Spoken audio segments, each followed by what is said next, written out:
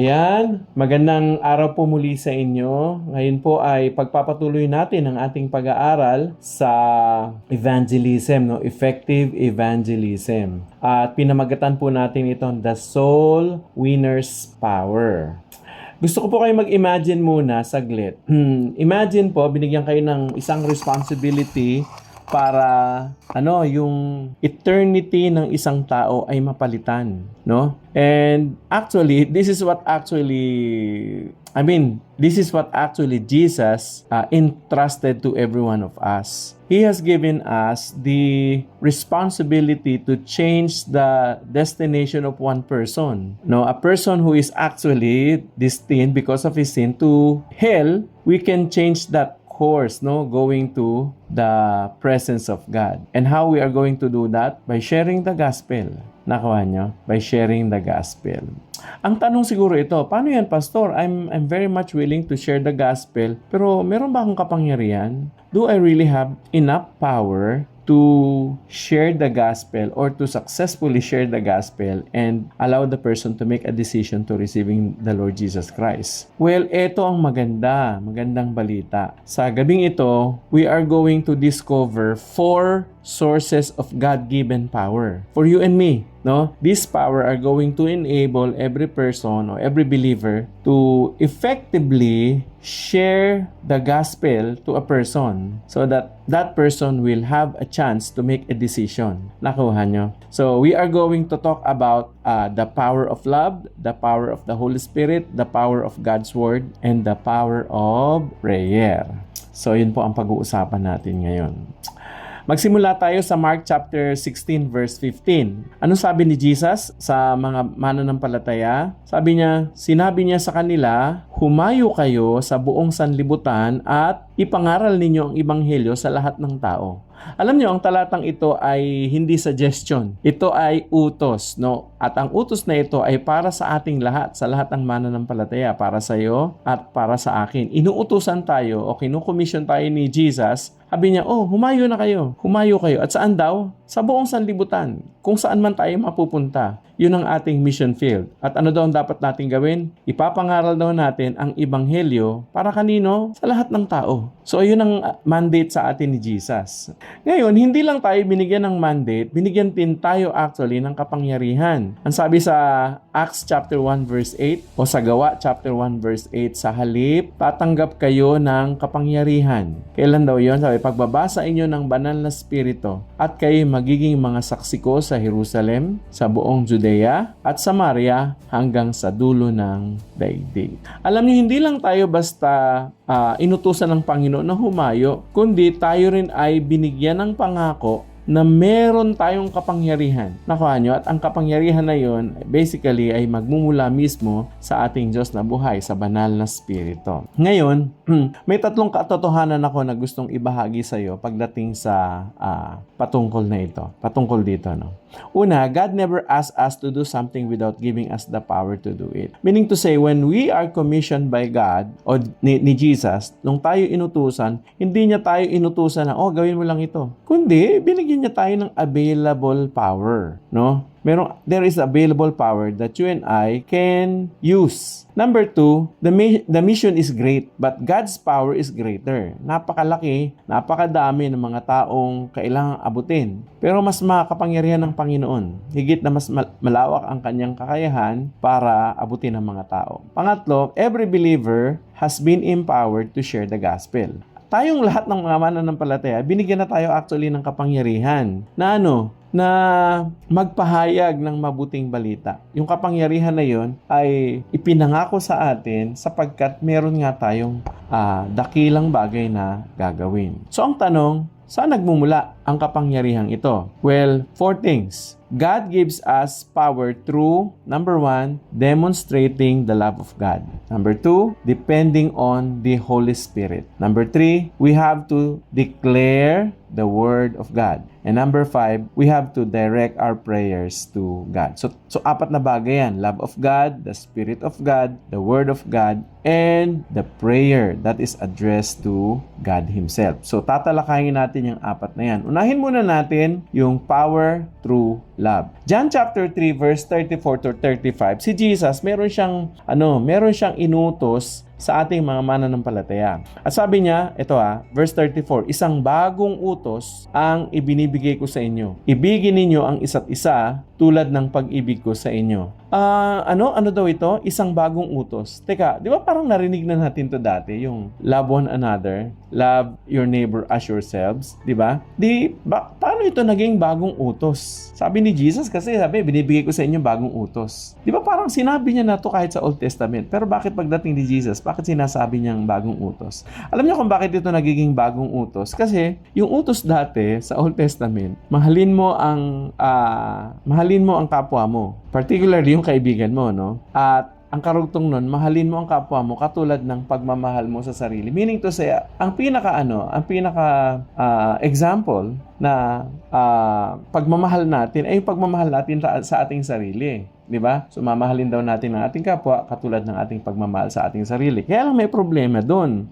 May mga tao na hindi nila mahal ang kanilang sarili. So, kaya binago ni Jesus yon. Ang sabi niya, itong bagong utos na ibinibigay ko sa inyo, sabi niya, ibigin ninyo ang isa't isa. Tapos, ano yung example? Sino yung ultimate example natin? Si Jesus. Kaya sabi niya, tulad ng pag-ibig ko sa inyo. So ngayon, ang pagtutularan na hindi yung pag-ibig natin, kundi ang pag-ibig na ng Panginoon Kristo. Kaya siya nagiging bagong utos. Meaning to say, ang pagbabasihan ko na ng paraan ng aking pagmamahal ay kung papaano si Jesus, ang aking Panginoon at tagapagligtas, nagmahal sa ibang tao. Nakuha nyo? So, doon ako huhugot ng lakas, ng kakayahan at ng halimbawa. At sabi rito, dahil daw sa ating pag-ibig, sabi niya, malalaman ng lahat na kayo'y aking mga alagad. So, love is a very powerful testimony of God's love, no? At kung kayo ay may pag-ibig sa isa't isa, kung may pag-ibig daw tayo. So, there is power, I should say, in living out a life of love. The love that is like the love of the Lord Jesus Christ. Ano bang nangyayari kapag tayong mga mananampalataya ay nagsisimula na totoong magmahal sa kapwa, na totoong maging concern,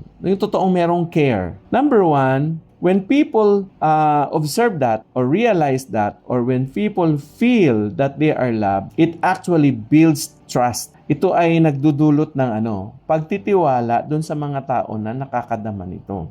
'Di ba?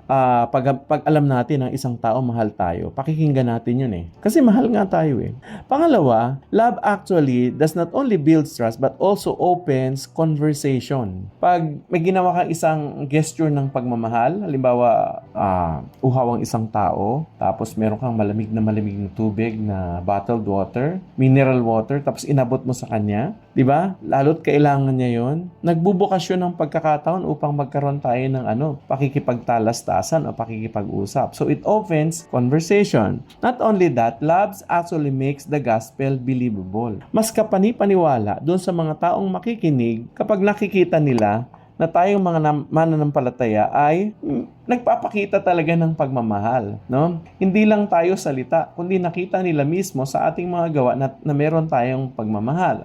So love basically opens the hearts of the person. People may not read the Bible, but they are reading our lives, no? Yung unang binabasa nila, yung buhay natin. Now, ang mga tao, tinitingnan nila, they watch actually how we treat others, how we respond to problem, and whether our faith is genuine. Lalo ngayon daw, ang mga Gen Zs ngayon, yung Generation C ngayon, mas gusto daw nila yung mga tao na genuine, yung totoo. Kaya mapansin nyo, kahit sa mga reels o sa mga videos ngayon sa Facebook, mas pumapatok yung walang script. Kasi yun daw ang katangian ng mga Gen Zs ngayon. They are people who loves to see genuine lives, no? Yung walang script. At ang mga tao ganun ngayon.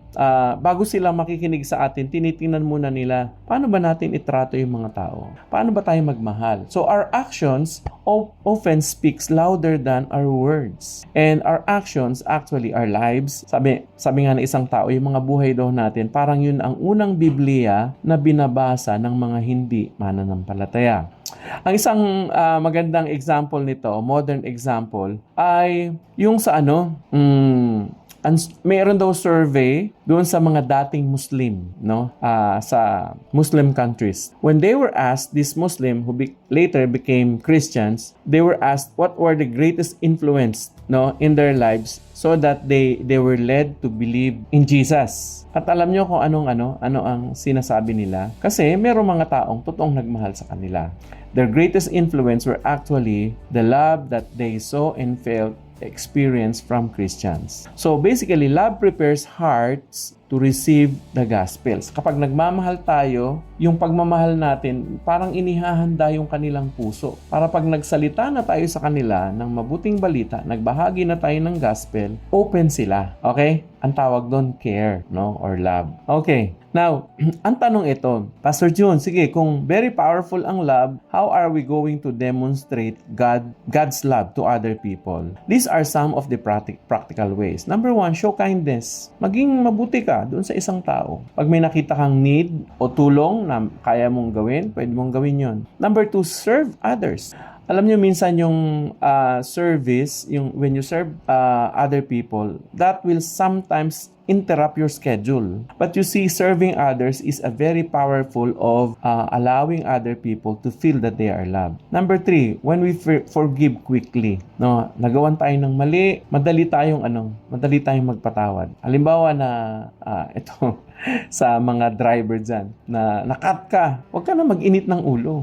Hayaan mo na yun. Pagbigyan mo na. Medyo nagawan ka ng hindi tama. Forgive quickly. And your forgiveness will actually be the first step to witnessing to that person. How about caring for people's needs? May mga nakita kang mga taong may pangangailangan. Nakakatuwa, may mga tao na nag 50th birthday sila.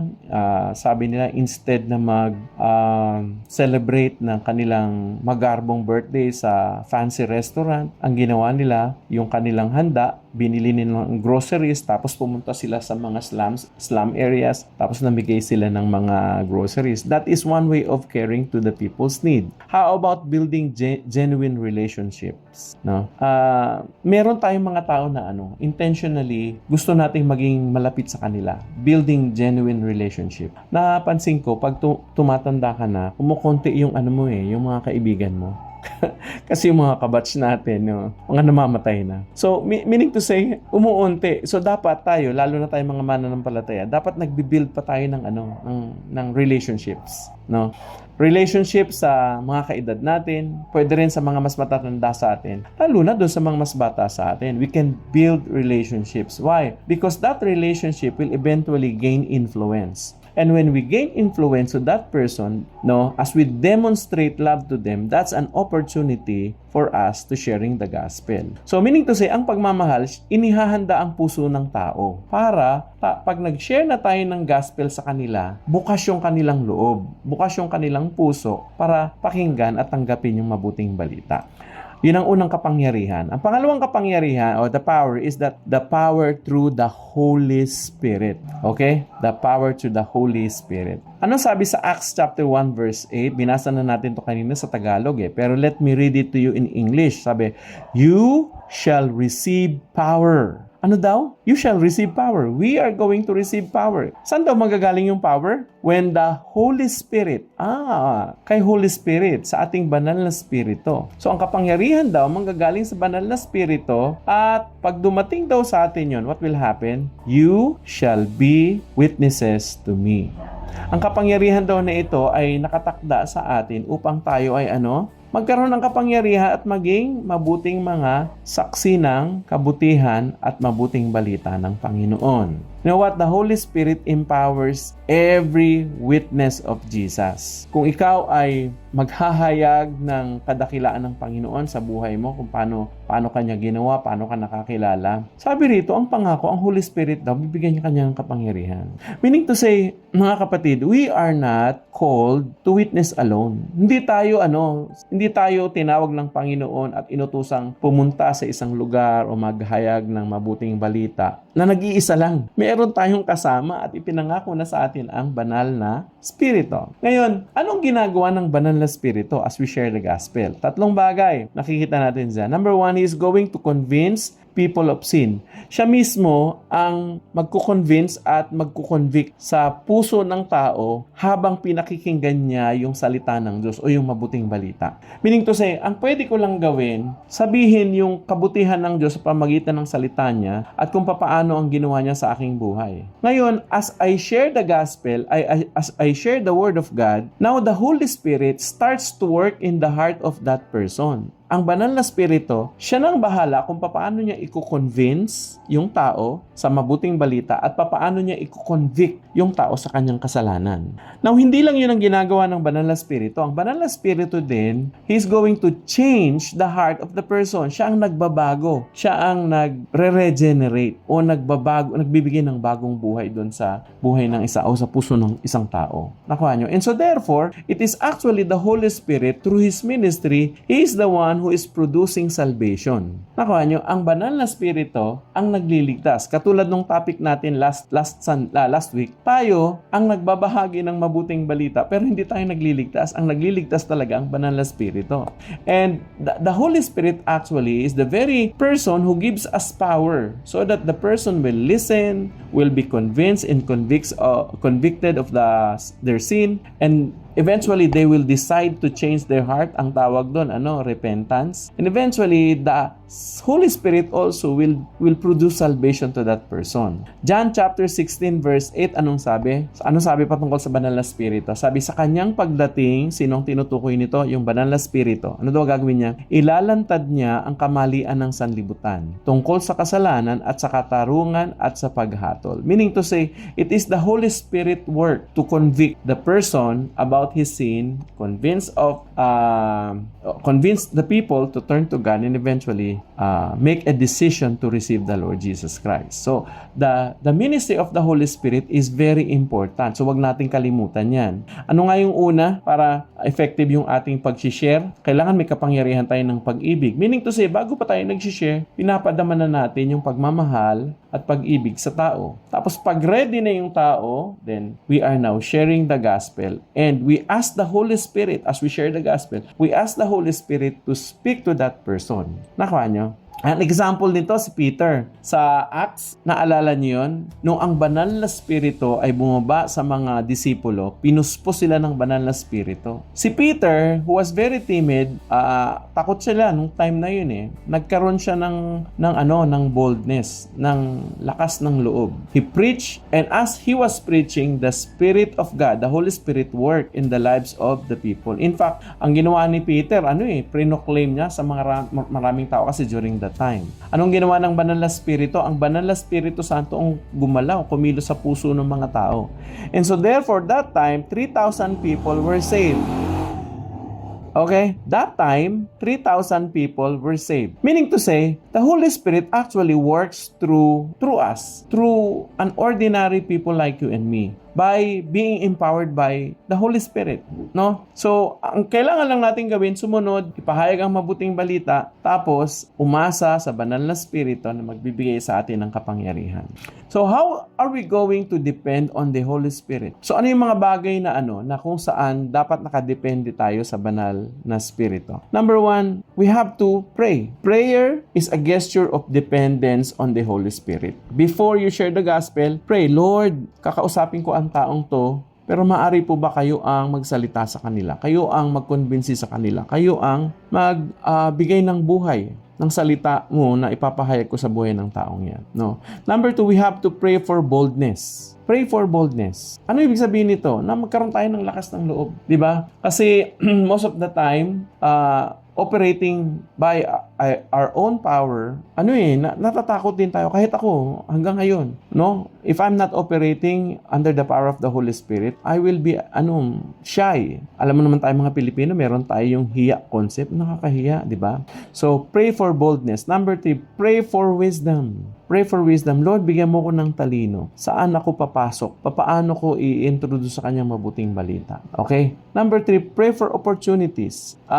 Yun isa sa mga prayer ko eh. Lord, pag may lalabas ako, bigyan mo ako ng opportunity na makashare ng gospel sa tao, sa grupo ng mga tao, saan man, sa opisina, sa eskwelahan, sa park, whatever. So, let's pray for opportunities. Number 4, let's pray for the conviction in the hearts of the listener. Yung bang, habang makikinig sila, Lord, ang prayer ko, ikaw ang mag-convict nga sa kanila. Let us be reminded that soul winning is God's work through us. Now, God partnering with us so that we will be able to share the gospel to a person and be saved. Okay?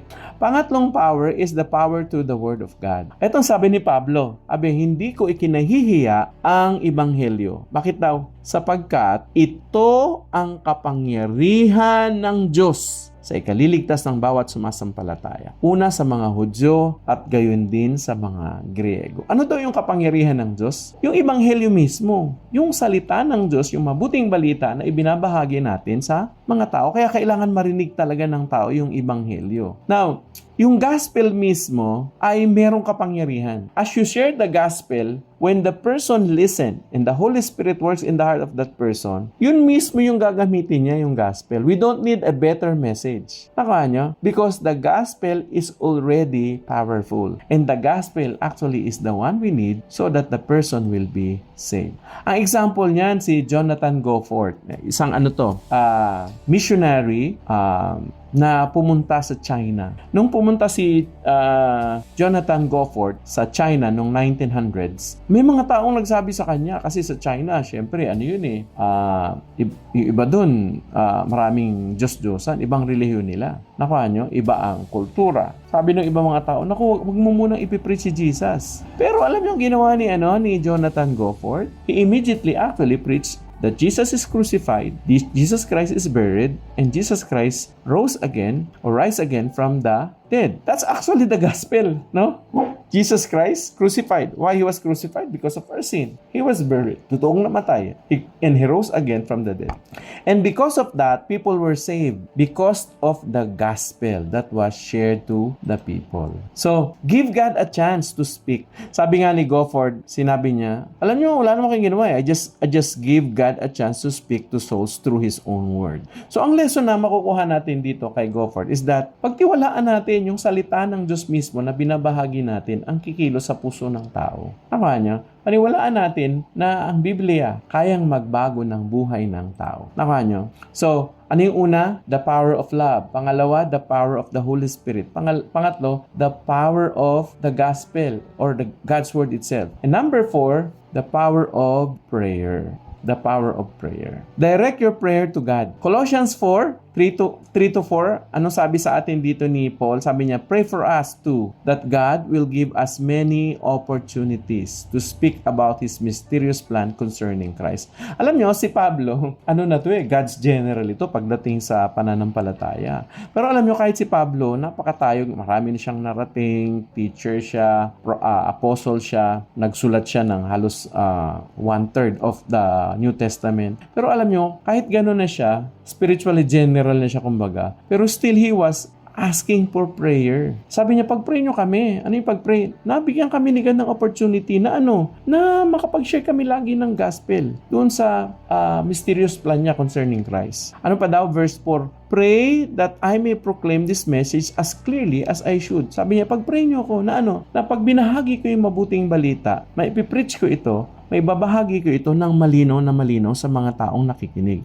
Bakit mahalaga na maging malinaw ang mabuting balita sa mga nakikinig? Upang sa ganun, makapag-respond sila ng tama. Di ba? So, why prayer matters? Number 1, because prayer opens doors for opportunity. Number 2, it softens the hearts of the person. Number 3, our prayer matters because eventually it will help us guide our conversations to the person that we are sharing the gospel. Number 4, I tell you, prayer releases God's power. So meaning to say, prayer prepares the person for the gospel. So kasama yan, yung prayer talaga. So ano-ano nga yung apat? Kung titingnan natin, kasama doon yung una. Ano yung una? The power of love. Pangalawa, the power of the Holy Spirit. Pangatlo, the power of God's Word. And number 4, the power of prayer. Now, ano-ano yung mga dapat nating ipag-pray? Pag tayo mag-share, halimbawa may iniisip na tayo, may sinulat na tayong mga pangalan na gusto nating sharean. Ito ang mga dapat nating ipag-pray. Number 1, pray for open doors. Lord, buksan niyo ako ng mga pintuan para sa taong yun, upang sa ganon, makapagbahagi ako ng mabuting balita. Pangalawa, receptive hearts. Lord, ihanda mo na yung puso ng taong yun para pag nag-share ako ng gospel, magiging madali niyang tanggapin sa kanyang puso. You can pray also yung may spiritual warfare kasi nangyayari dyan no? I-cancel natin yung mga plans ng devil in Jesus' name. But rather, the person will have a receptive heart. Pangatlo, yung boldness. Lord, give me boldness. Huwag akong mahihiya. Huwag akong magkakaroon ng insecurity, but rather give me wisdom so that I may have boldness. Number 4, we have to pray for divine appointments. Lord, ikaw mismo gumawa ng paraan para masharean ko tong nanay ko, kamag-anak ko, anak ko, kapitbahay, kumare, kumpare, lahat ng may K, kaaway, kapitbahay. Okay? And lastly, you also pray for laborer for the harvest. Sinabi ni Jesus sabi niya, ipanalangin nyo kasi marami ang aanihin, konti ang mga ani. So let's continue to pray for more leaders, more disciples who will share the gospel to the lost. Now, there is an urgency of this mission. Ano ibig sabihin ng urgency? Alam nyo, ito kailangan na. Siguro kung tatanungin nyo ako, Pastor, kailan dapat i-share yung gospel? Sasabihin ko sa inyo, kahapon dapat. Meaning to say, late na tayo. The urgency to sharing the gospel is very, very apparent. No? Why? Because people are entering eternity every day. Araw-araw, ilan ang namamatay? Bawat segundo, ilan ang namamatay? Ang dami. So, thousands of people die daily. And we do not know, yung mga namatay ba yun, yung mga namatay sa kapitbahay nyo, kamag-anak nyo, narinig ba nila yung gospel? Na ligtas ba sila? Nakapag-desisyon ba sila na tanggapin si Jesus sa kanilang puso? So kung hindi, anong ginagawa natin? So dapat we have an urgency, The mission cannot wait. Hindi na pwedeng maghintay pa. Siguro after 3 weeks, kailangan matapos ko muna yung lesson ni Pastor. Hindi, bukas na agad, mamaya, di ba? Or the gospel is the hope of the world. And so therefore, we have to share the hope of the word for the dying and lost world. So there is an urgency to sharing the gospel. So let's review. Where does our power come from when we share the gospel? God gives us power through, number 1, demonstrating the love of God. So yung pagmamahal ng Panginoon, huwag niyo kakalimutan, kaya dapat mamuhay tayo ng pagmamahal. Number 2, depend on the Holy Spirit. Hingin natin ang banal na Espiritu ang kumilos sa atin. Number 3, declare God's word. Meaning to say, you have to say it. You have to share the gospel. You have to proclaim God's word. And number 4, we have to direct our prayer to God. And mind you, when you are praying for people, pray for them by name. Lord, ligtas niyo po ito. Ligtas niyo po itong kapitbahay ko. Pangalanan niyo. Lord, mangusap kayo doon sa sineran ko ng gospel kanina, yung mamang sorbetero. Lord, yung pinsan ko na merong karamdaman ngayon. Hindi ko alam kung kailan mo siya kukunin. Pero Lord, pupuntahan ko siya, shesheran ko siya. Pwede po ba kayo ang kumilos sa Kanya? Direct our prayers to God. So yun yung 4 na kapangyarihan natin. Ito nakakatuwa. You and I are called to share the gospel and we are not called to go alone. We have the Holy Spirit and we were promised the power. May kapangyarihan tayo. Kaya wala nang dahilan para magpatumpik-tumpik pa. And so therefore, let's share the gospel with power. Amen po ba? Siguro po ang closing challenge ko dyan sa inyo ay ito. This week, identify one person who needs Christ. Parang parang mababa yung target natin. One person lang this week. Pwede ba natin gawing 5 or 7? Identify them. Isang araw, isang tao. Tapos, pray. Pray for them. Maybe we can pray later, mamaya pag magko-closing prayer tayo, pag-pray natin. And ask God to start working in that person to schedule an opportunity for us to share the gospel. And eventually, that person, we will ask that he or she is going to trust the Lord for their lives, receiving Jesus as their Savior. Amen po ba? So that's our lesson for tonight. Ngayon po, ito yung ating mga group discussion questions.